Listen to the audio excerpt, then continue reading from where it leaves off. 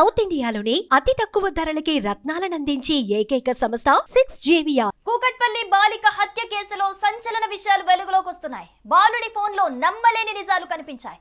Crime series లు చూసి criminal అవ్వాలని బాలుడు అనుకున్నాడు.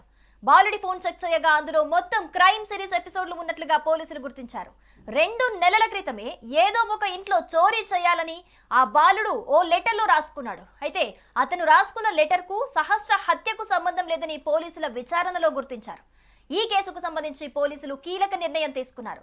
ఈ కేసులోని నిందితుడిపై SC/ST అట్రాసిటీ సెక్షన్లను పోలీసులు జోడించనున్నారు. క్రిమినల్ అవ్వాలనే మైనర్ బాలుడు గోల్గా పెట్టుకున్నాడని పోలీసులు తెలిపారు. యూట్యూబ్ లో క్రైమ్ సిరీస్ లు చూసి క్రిమినల్ అవ్వాలని బాలుడు అనుకున్నాడని, అతని ఫోన్ మొత్తం యూట్యూబ్ లో CID సిరీస్ ఎపిసోడ్లే ఉన్నాయని పోలీసులు గుర్తించారు. బాలుడు చోరీ చేయడానికి ముందే ప్లాన్ ను స్లిప్ పై రాసుకున్నాడని, యూట్యూబ్లలో క్రైమ్ వెబ్ సిరీస్ లు ఎక్కువగా చూసే అలవాటున్న ఆ బాలుడు రాసుకున్న స్లిప్ లో చివరిలో మిషన్ డన్ అనుంది. ఈ కేసు గురించి పోలీసులు మీడియాతో మాట్లాడుతూ, సహస్ర తమ్ముడి వద్ద మంచి క్రికెట్ బ్యాట్ ఉంది, దాన్ని చోరీ చేయాలని నిందితుడు అనుకున్నాడు. అందుకోసమే దానిని చోరీ చేసేందుకు సహస్ర ఇంట్లోకి వెళ్లాడని తెలిపారు. ఇంట్లో ఉన్న బాలిక అతన్ని అడ్డుకోవటంతో ఆమెను కత్తితో దాడి చేసి చంపేశాడని చెప్పారు. ఆ కత్తిని స్వాధీనం చేసుకున్నామన్నారు. ఆ బాలుడు 2 నెలల క్రితం ఓ స్మార్ట్ ఫోన్ కొన్నాడని కూడా పోలీసులు తెలిపారు. ఆ స్మార్ట్ ఫోన్ అతడి వద్దకు ఎలా వచ్చింది అనే విషయంపై కూడా ఆరా తీస్తున్నారు. ఆ బాలుడు స్మార్ట్ ఫోన్ కొనుక్కునేందుకు అతడి ఇంట్లో కూడా డబ్బులు ఇవ్వలేదని పోలీసులు చెప్పారు. అయితే స్మార్ట్ ఫోన్ ను కొనుక్కోవడానికి ఇతర నేరాలకు పాల్పడ్డా అన్న దానిపై కూడా విచారణ చేస్తున్నామని సిపి మహంతి తెలిపారు. నిందితుడు దొంగతనం చేసిన తర్వాత ఎలా బయటపడాలో కూడా OTT సిరీస్ ద్వారా స్ఫూర్తి పొందినట్లుగా తెలుస్తోంది. ముందుగా అనుకున్న ప్లాన్ ప్రకారం గ్యాస్ లీక్ చేసి పరారవ్వాలని అతను అనుకున్నాడు.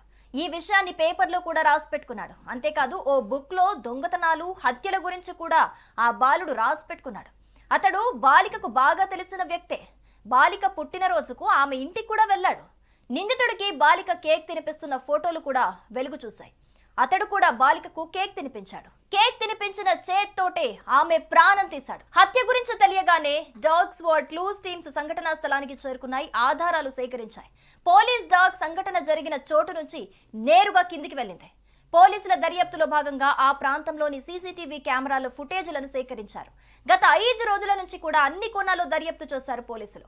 ఆ బాలుడు మర్డర్ జరిగిన ప్రదేశానికి కొంత దూరంలో ఉన్న స్కూల్లో 10వ తరగతి చదువుతున్నాడు.